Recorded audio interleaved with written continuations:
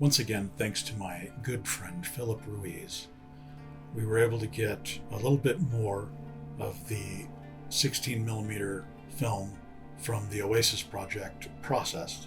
Progress on this is going a little slower than I had hoped, just because it's kind of expensive to get the film processed.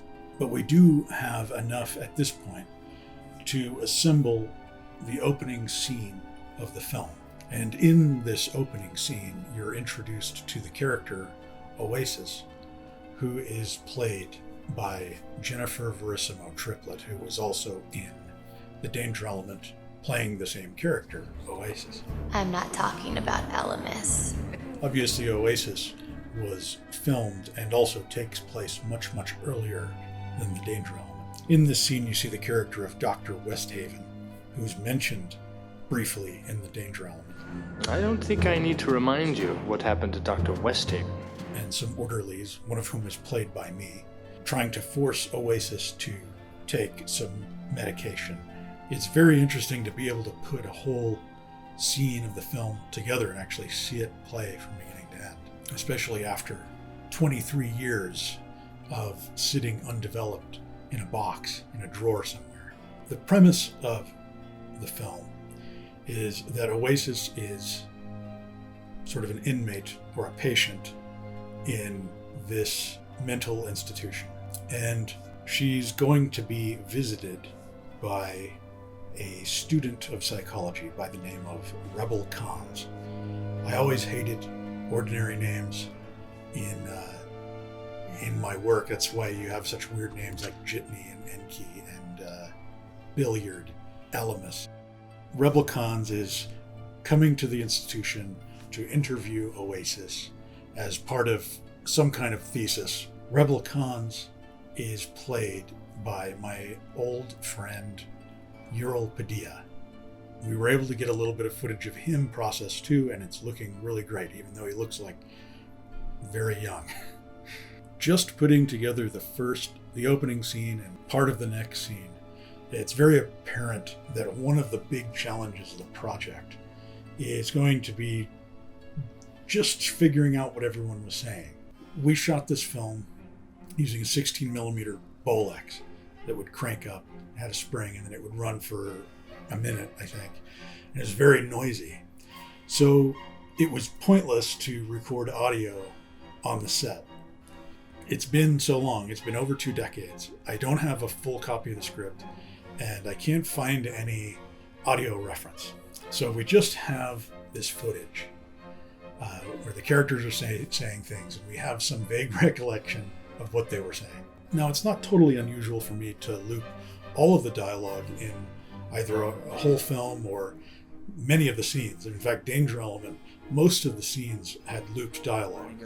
Aha! That means it was recorded later on, and all of the sound was constructed later, because most of my filming locations are too noisy, really, to really use the sound that's recorded.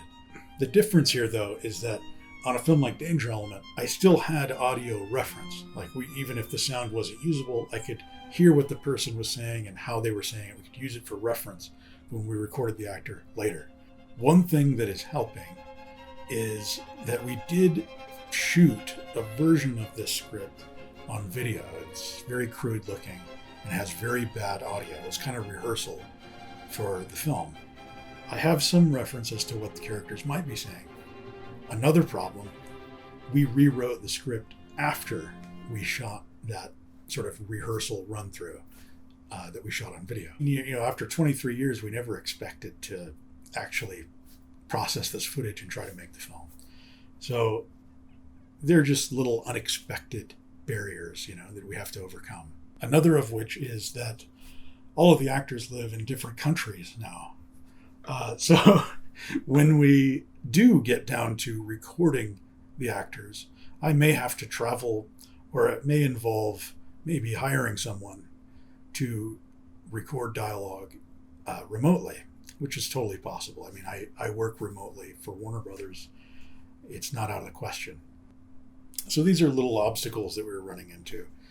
Of course, getting the film processed, it costs quite a bit, and I'm considering running a Kickstarter for some low amount, $5,000 or $6,000, something like that, so that we can get all of the film processed and have some small budget to do these other things, record these things if I have to travel, or someone has to travel, or if I need to hire a sound technician in Portugal or something like that. I haven't decided if I'm going to do a Kickstarter or Indiegogo. It's certainly not the right time of year to be doing that, going into the holiday season. But it is something that I have been considering. Of course, also there'd be the matter of hiring Glenn Gabriel to do an original soundtrack. That's another expense. So these are things that I've been considering, and that's kind of where the project is right now. I hope that you enjoyed seeing some of that footage, and thank you very much for your contributions to the project and for hanging around and watching our progress. It has been really fun and really weird and really unique.